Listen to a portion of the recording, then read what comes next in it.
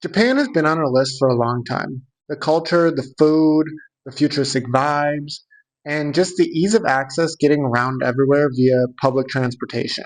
It just always felt like an idyllic place that we wanted to experience together. And this December, we're finally going in business class on Japan Airlines, and we didn't pay anywhere close to the full price. Hi, if you don't know me, I'm Jake from Jam Ventures, where Michelle and I document our unique travel experiences, cool hotels, and just the planning behind how we make it happen.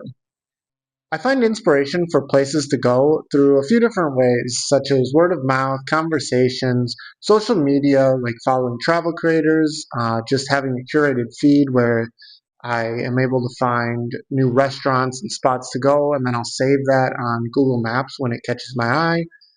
Michelle and I also organically will talk about places to go and things we want to do, places we want to eat, maybe, and we'll plant seeds in each other's heads at some point, and there's no exact science to this.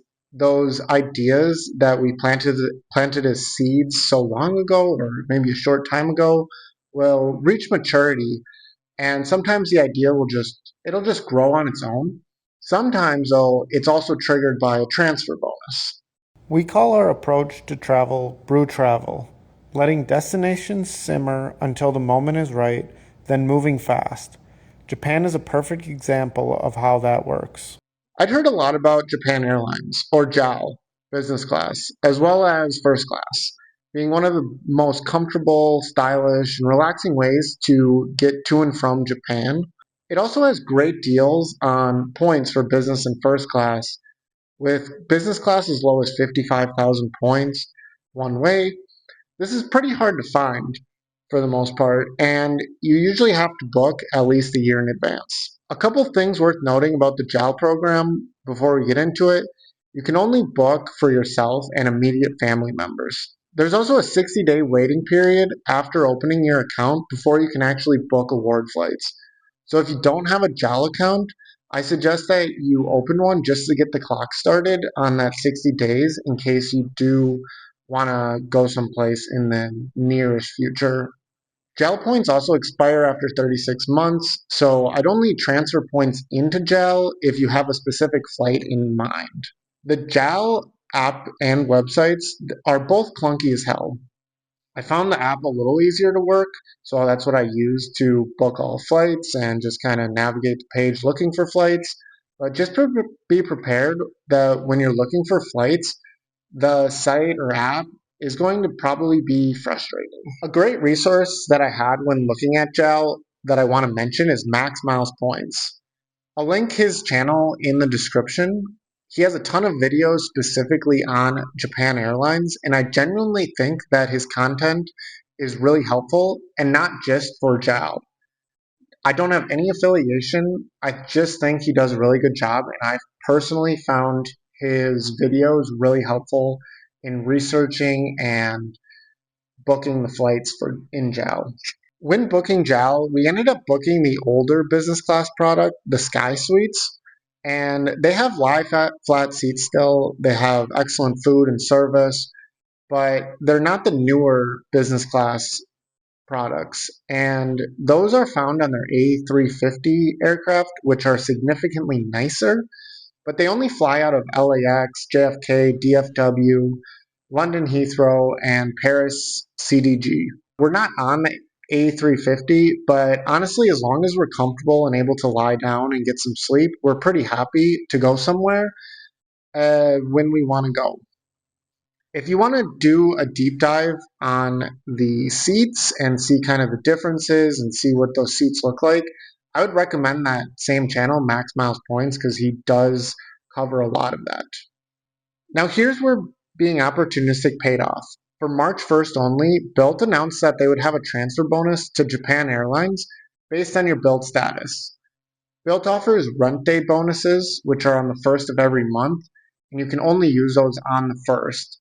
And they announce it about 10-ish days, I don't know the exact amount of days, before rent day. Different credit cards also run bonuses, transfer bonuses at different times of the month and year. This is why it helps to pay attention to those sort of things. I had gold status from the sign up bonus for the Bilt card, the Palladium card, however you pronounce it, which I'll link in the description. This month that I qualified in this transfer bonus for a 75% transfer bonus.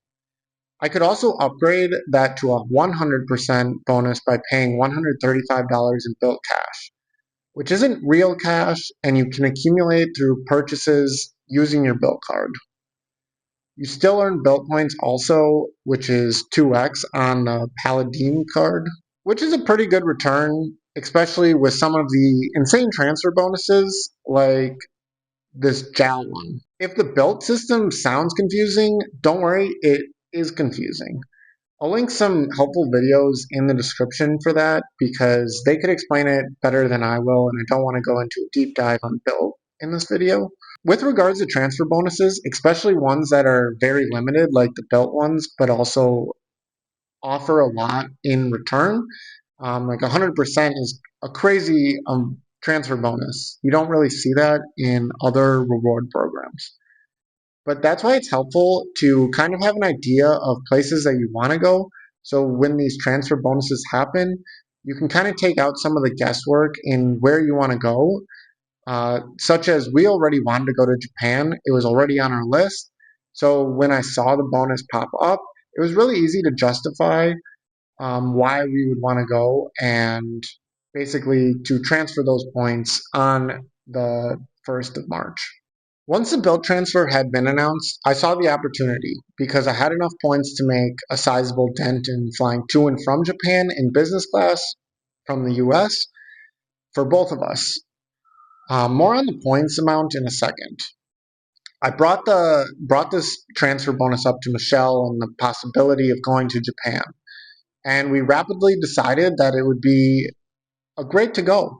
And so we negotiated basically on a time of the year, which we ended up in early December.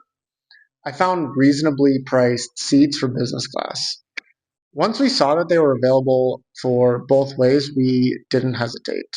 And this approach doesn't always maximize our points to the fullest. But if you have flexibility on timing, you can often find better availability and stretch your points a little farther.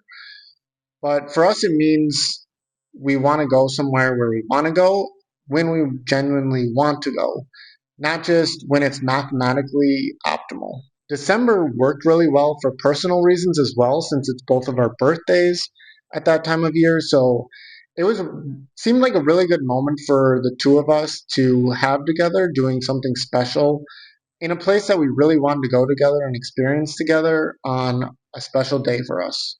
We weren't locked into any one airport in the US, so that gave us a little bit of flexibility, even though our time of the year wasn't flexible. So we decided to fly on the way there from San Diego to Tokyo, and then on the way back from Osaka to Chicago. Here's how the points broke down. The total cost was 290,000 JAL points plus $919.66 in taxes/fees for the two of us, round trip. I had 131,000 Bilt points. With that 100% transfer bonus, I ended up with 262,000 points in JAL. Now, I was still short to 28,000 points. I also had Capital One points, which I transferred to JAL, but that transfer is at a transfer ratio of 2 to 1.5, so definitely not as good, but we were committed and we wanted to go.